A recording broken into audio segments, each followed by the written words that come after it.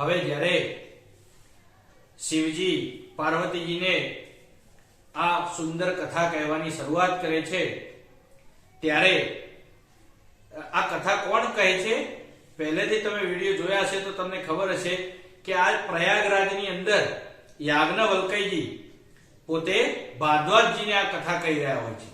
પણ કથાની અંદર જ્યારે હવે શિવજી પાર્વતીને આ કથા કહેવાનું શરૂઆત કરે છે એટલે આમ તો હકીકતમાં યાજ્ઞવલ્ક્યજી કોને? ભારદ્વાજજીને કહી રહ્યા હોય છે કે હવે શિવજી પાર્વતીજીને આમ કહ્યું, એ રીતની વાત કરતા હોય છે।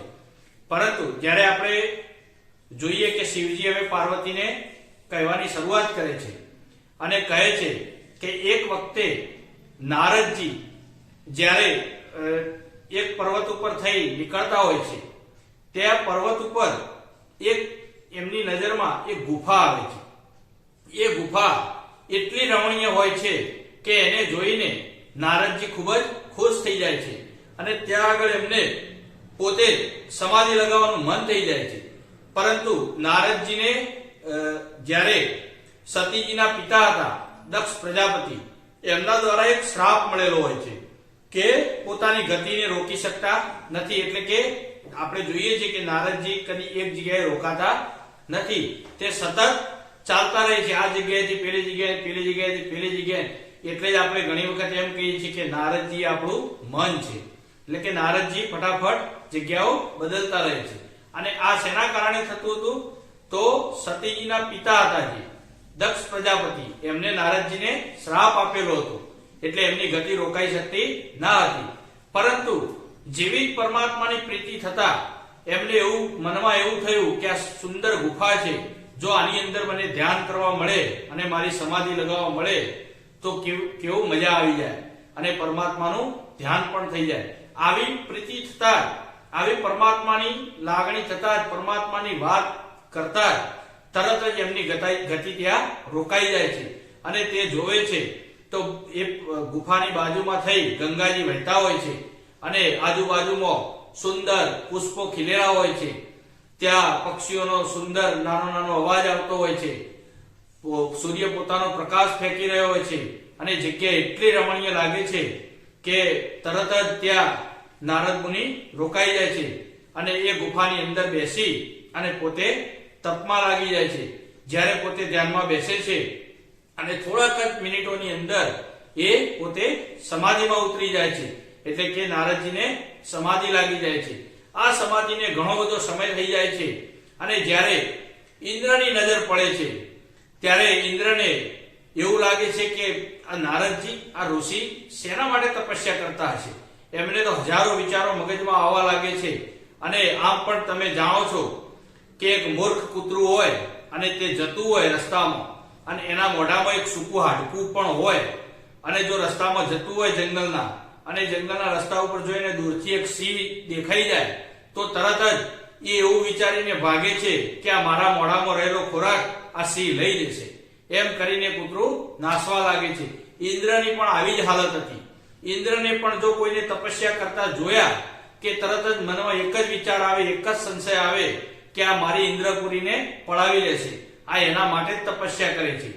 તો આવું ઇન્દ્રને પણ આવો જ વિચાર આવ્યો જ્યારે નારદજીની તપસ્યા જોઈ અને નારદજીની સમાધિ લાગેલી જોઈ તો ઇન્દ્રને તરત જ મનમાં એમ થયું કે આ મારી ઇન્દ્રપુરી પડાવી લેશે।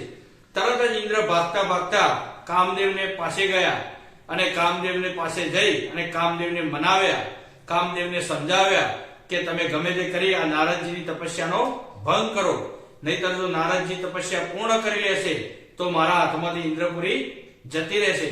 તરત જ કામદેવ પણ મનમાં મલકાય છે, પરંતુ શું કરે?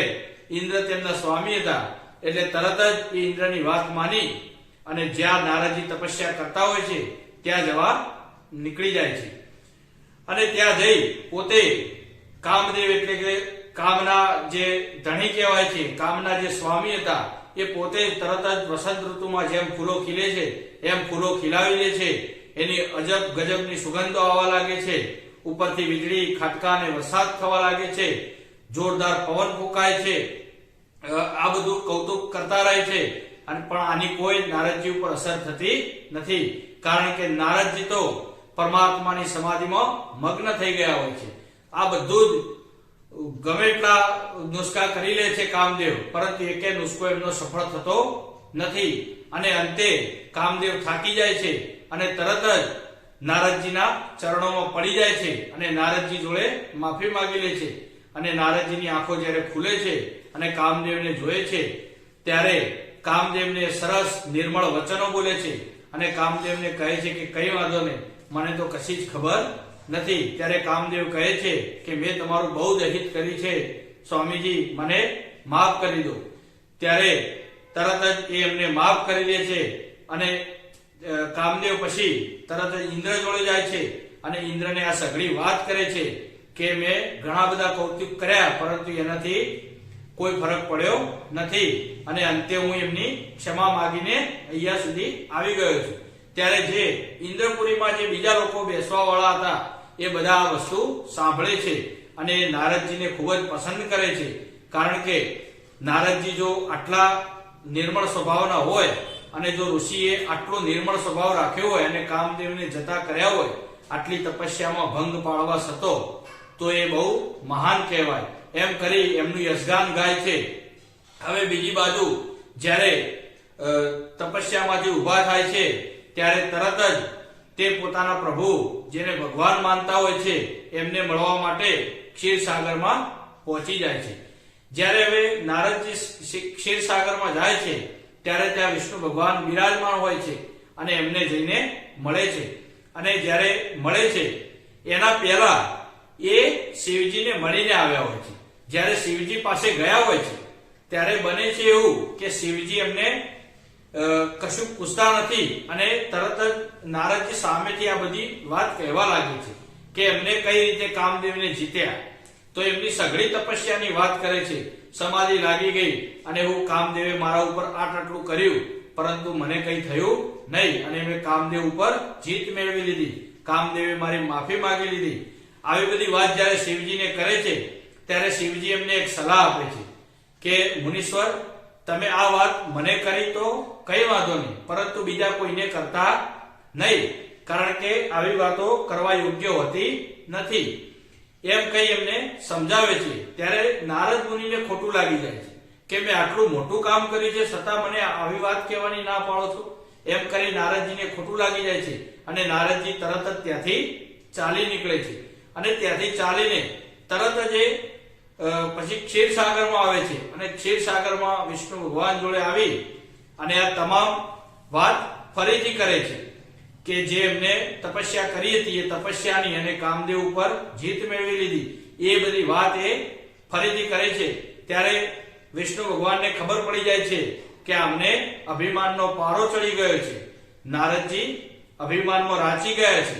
આટલા તપસ્વી હોવા છતાં આટલો ક્રોધ અને આટલું અભિમાન સારું ના કહેવાય. પરંતુ શું કરું, મારા ભક્ત છે, જો મારા ભક્ત હોય તો એમનું અભિમાન ઉતારવું એ પણ મારી ફરજ છે, કારણ કે એમના ગુરુ સમાન હતા. એટલે તરત જ એ વિચારે છે કે મારે એવું કંઈક કૌતુક કરવું પડશે, એવી કંઈક લીલા કરવી પડશે જેનાથી આ મુનીશ્વરનું અભિમાન પણ ઉતરી જાય અને મારો ખેલ પણ થઈ જાય. એમ કરી અને વિષ્ણુ ભગવાન તરત જ પછી નારદજી એમના દર્શન કરી અને પાછા નીકળે છે.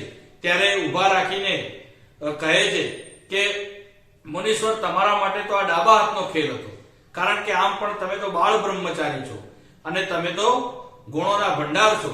તમે આટલી તપસ્યા અને સમાધિ લગાવી શકતા હોય તો તમારે આ કામદેવ શું કરી શકવાનો હતો. આટલું ખાલી વાત કરી અને પછી તરત જ માથું નમાવી અને નારદ મુનિ ચાલતા થયા અને મનમાં ને મનમાં વિચાર કરવા લાગ્યા કે શિવજી શું કહેતા હતા અને જો આ ભગવાન વિષ્ણુએ શું મને કહ્યું. એટલે એમનું અભિમાન ડબલ થઈ ગયું. પરંતુ જ્યાં રસ્તામાં જતા હતા અને તરત જ ભગવાન વિષ્ણુએ એમને એક લીલા કરી અને જે રસ્તા ઉપર જતા હતા એ રસ્તા ઉપર જ આગળ 100 યોજન નું આખું મોટું નગર રચી દીધું. અને આ નગર એવી રચના કરી કે એમાં 100 ઇન્દ્રપુરી આવી જાય તો પણ એના આગળ કઈ ના કહેવાય, કારણ કે એટલું સુશોભિત હતું, એટલું સુંદર હતું કે તેના આગળ સ્વર્ગ પણ ફીકું પડે. આવી નગરની રચના કરી દીધી, કારણ કે માયાનું આ નગર હતું. એ નગરમાં શિલાજીત કરીને એક રાજા હતો. આ રાજા ત્યાં આગળ રાજ કરતો હતો અને એ રાજા પણ એટલો બળવાન, એટલો ગુણવાન, એટલો દેખાવડો, એટલો સંસ્કારી, સર્વ ગુણોથી સંપન્ન હતો. એ રાજાને ત્યાં હાથી, ઘોડા, સૈનિકો આની કોઈ કમી હતી નહીં. આ બધું જ એના નગરમાં ફૂલ હતું. હીરા, જવેરાત, માણેક, મોતી, સુંદર નૃત્યાંગનાઓ, પરીઓ, આ બધું જ. અને આખા નગરમાં જેટલી પણ કન્યાઓ હતી બધી સુંદર, દેખાવડી, રૂપના અંબાર જેવી લાગતી હતી. એટલે આ નગર આખું સ્વર્ગથી પણ ચડિયાતું લાગતું હતું. જ્યારે નારદજી ત્યાં થઈને નીકળ્યા ત્યારે આવું સુંદર નગર જોયું તો નારદજીને મન થયું કે ચલો હું આ નગરને એક આંટો મારી લઉં. જ્યારે તે નગરમાં જાય છે ત્યારે એ નગરની અંદર જતા જ બધા લોકો સાથે મળે છે, બધા લોકોને વાત કરે છે. એટલે બધા લોકો એમને નગરમાં રાજા પાસે મોકલે છે. જ્યારે તે રાજા પાસે જાય છે, હવે આ રાજા ગુણવાન હતો. રાજા તરત મુનીશ્વરને જોઈ ઓળખી જાય છે અને નારદ મુનિનો જોરદાર આદર સત્કાર કરે છે અને નારદ મુનિને આદર સત્કાર કરી રાજમહેલમાં પધરામણી કરાવે છે અને ત્યાં બેસાડી તેમને ચરણ સ્પર્શ કરે છે, તેમના ચરણોને ધોવે છે અને એમનું ચરણોદક આખા મહેલમાં છંટાવે છે. ત્યારે નારદ મુનિને આટલી આગતા સ્વાગતા જોઈ તેમને ત્યાં બેસવાનું મન થાય છે. એટલે તરત જ રાજા જાણતો હોય છે. એટલે રાજા કહે છે કે હે મુનીશ્વર, તમે તો ત્રણેય કાળને જાણનારા છો, તો મારી કન્યાને હું બોલાવું છું, તેના તમે ગુણ દોષ કહો. કારણ કે આજે મારી કન્યાનો સ્વયંવર છે અને એને જાતે જ રાખેલો છે, તો મારી કન્યાના ગુણ દોષ કઈ હોય તો કહો. એમ કરી જ્યારે એ રાજા શિલાજી કન્યાને બોલાવે છે ત્યારે એની કન્યાનું નામ હોય છે વિશ્વ મોહિની. હવે એવું જેવું એનું નામ હોય છે એવો જ એનો મોહિની એવો જ હોય છે. કારણ કે તે રૂપના અંબાર, જો વિશ્વની પરી ત્યાં આવીને ઊભી થઈ ગઈ હોય, જ્યારે દેવોનો જે પરીઓ હોય છે તેના કરતા પણ સુંદર અને જોરદાર દેખાવડી રૂપના અંબાર, એટલે કે એના ગુણો, એના રૂપનું વર્ણન થઈ શકે તેમ નથી એવી એ લાગતી હોય છે. હવે જ્યારે આવે છે અને નારદજી એના સામે જોવે છે તો નારદજીને તરત જ મનમાં મોહ થવા લાગે છે કે ઓહો, આટલી સુંદર કન્યા. એનું નામ જ વિશ્વ મોહિની હોય છે. તે વિશ્વને મોહિત કરી દે એવી હોય છે. હવે આ મોહિની ત્યાં આવે છે ત્યારે થોડી વાર તો નારદજી એના સામે ટગર જોઈ જ રહે છે અને પછી થોડી વાર પછી રાજા કહે છે કે મુનીશ્વર, મારી આ કન્યાના તમે ગુણ દોષ કહો. ત્યારે નારદજી આકા બાકા થઈ જાય છે. તેમને શું બોલવું એનું કઈ ભાન રહેતું નથી, કારણ કે તે મોહિત થઈ ગયા હોય છે. એટલે શું બોલવું કે શું ના બોલવું તેની તેમને ખબર પડતી નથી અને તરત જ આડાઅવળા વચનો બોલી એના ગુણ દોષ કહી દે છે અને પછી તરત જ ત્યાંથી નીકળવાનું કરે છે. ત્યાંથી જેવા બહાર નીકળે છે અને બહાર આવીને ઉભા રહે છે ત્યારે તેમને બહુ અત્યંત મોહ થઈ જાય છે કે જો આ કન્યા મને મળી જાય તો. એમને ગુણ દોષ તો કહી દીધા છે, પરંતુ એને મેળવવા માટે મારે અત્યંત સુંદર શરીરની જરૂર પડશે. કારણ કે જો બધા રાજાઓને એને બોલાવ્યા છે તો એમાં અત્યંત સુંદર સુશીલ જે રાજા હશે એની સાથે એના લગ્ન થશે. તો આના માટે મારે કરવું શું? તો તરત જ નારદજી વિચાર કરે છે કે જો હું ભગવાનને અહીંયા બોલાવું અને ભગવાનને સમરું તો મને જો ભગવાનનું રૂપ મળી જાય, ભગવાનનું રૂપ મને મળી જાય તો આ મને જયમાળા પહેરાવી દે તો મારા લગ્ન એની સાથે થઈ જાય. નારદજી આવું વિચાર્યું અને તરત જ વિચારે છે કે જો હું ભગવાન જોડે જઈશ તો અહીંયા બધું પૂરું થઈ જશે, પરંતુ મેં આટલી ભક્તિ કરી છે તો હું ભગવાનને અહીંયા બોલાવી લઉં. એમ કરી તે તરત જ ત્યાં આગળ સાધનામાં બેસી જાય છે અને ભગવાનનું ધ્યાન કરે છે. ત્યારે ભગવાન ત્યાં પ્રગટ થાય છે, એટલે કે વિષ્ણુ ત્યાં પ્રગટ થાય છે અને તરત પ્રગટ થઈ વિષ્ણુ કહે છે કે સ્વામી નારદજી મને અહીંયા બોલાવવાનું કારણ, એટલે નારદજી એમને સઘળી વાત કરે છે અને એમના રૂપની માંગણી કરે છે કે તમારું રૂપ મને આપી દો. ત્યારે ભગવાન વિષ્ણુને થાય છે કે હવે મારો શિષ્ય છે, મારો સાધક છે અને જો આ લાઈનમાં જતો રહેશે તો એનું કલ્યાણ થશે નહીં. એટલે તરત જ નારદજીને કહે છે કે તું ચિંતા ના કરતો, તારા કલ્યાણ અર્થે હું જે પણ કંઈ કરીશ તે તારા કલ્યાણ અર્થે જ કરીશ. એમ કરી એમને આશીર્વાદ આપે છે અને ત્યાંથી અંતર ધ્યાન થઈ જાય છે।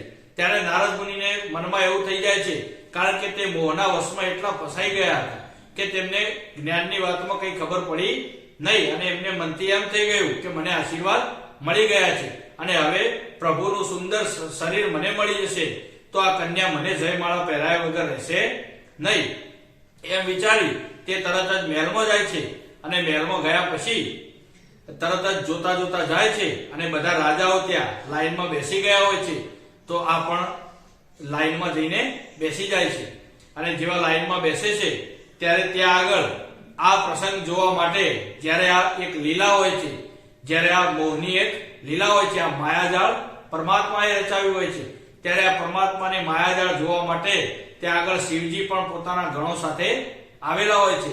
શિવજી પણ એક રાજાના રૂપમાં આવ્યા હોય છે કે જે કોઈને ખબર પડે નહીં અને ત્યાં આગળ એમના ગણો પણ રાજાના વેશમાં ત્યાં હાજર હોય છે।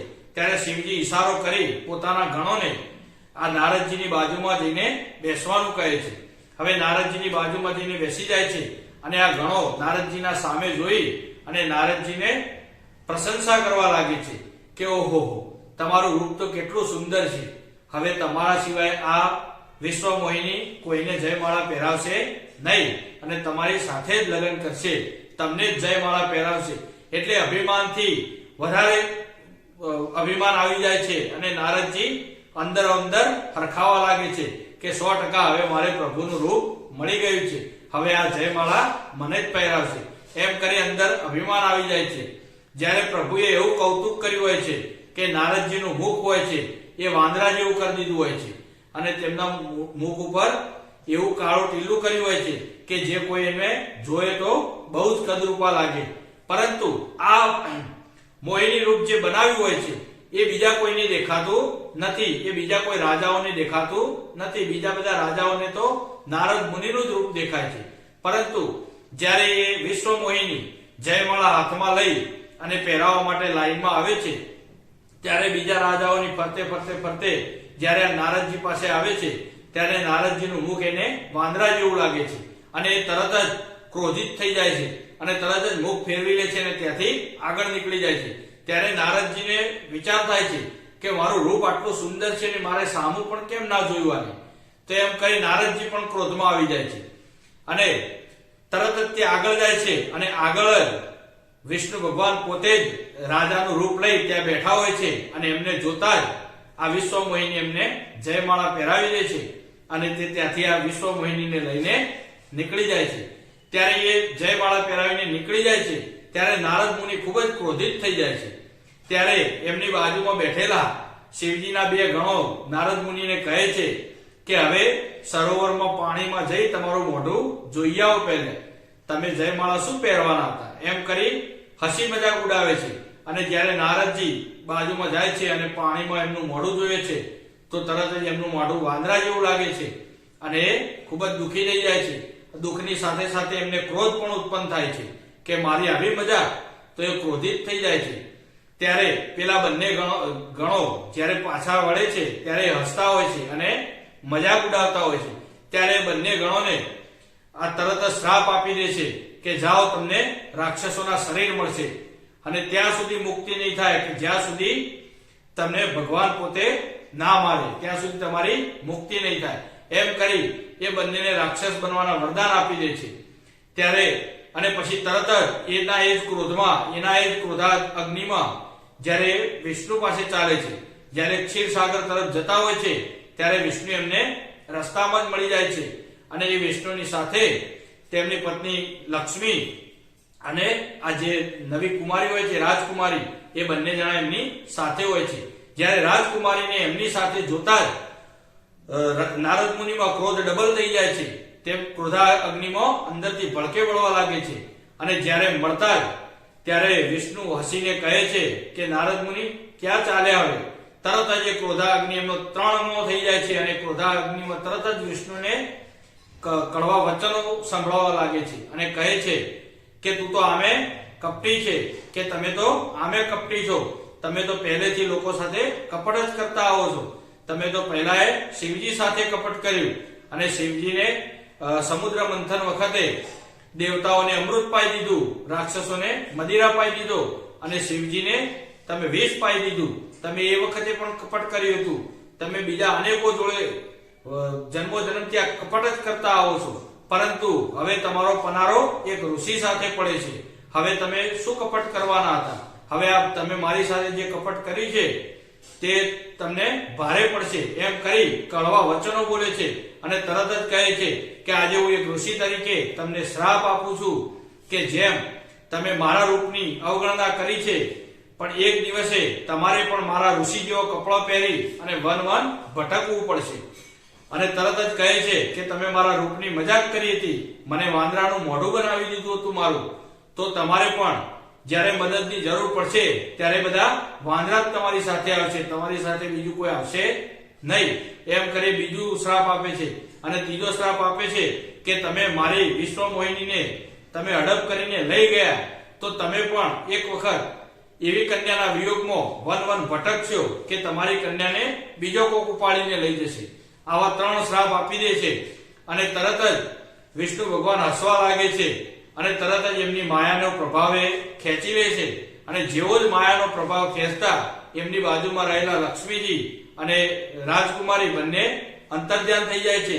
ત્યાં આગળ વિષ્ણુ ભગવાન એકલા જ ઉભા રહે છે અને સામે નારદજી હોય છે. ત્યારે નારદજી આ લીલા જોવે છે અને તરત જ એમને ખ્યાલ આવી જાય છે અને એમનામાંથી પણ માયા હટી જાય છે.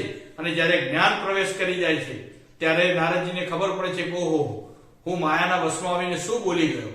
તરત જ એ પ્રભુનો ચરણ સ્પર્શ કરવા લાગે છે, ચરણ પકડી લે છે અને માફી માંગે છે કે મને માફ કરી દો પ્રભુ, હું તમારા વિશે આવું કડવા કડવા વચનો બોલી ગયો. હવે શું થશે? કારણ કે મેં શ્રાપ તો આપી દીધા છે, પરંતુ એ શ્રાપ મારા જલ્દીથી પાછા આવી જાય.